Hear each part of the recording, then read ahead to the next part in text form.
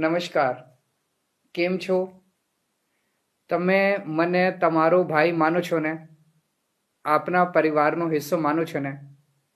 મને આટલો પ્રેમ કરવા બદલ ખૂબ ખૂબ આભાર.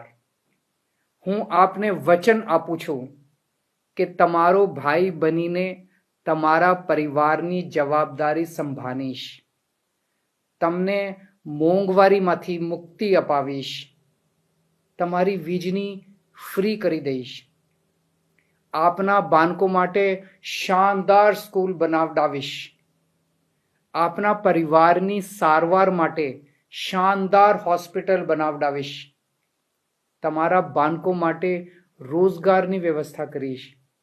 તમને અયોધ્યા શ્રી રામચંદ્રના દર્શન કરવા લઈ જઈશ. બસ એક બાર એક મોકો આપો. જીવનભર તમારો ભાઈ બનીને રહીશ.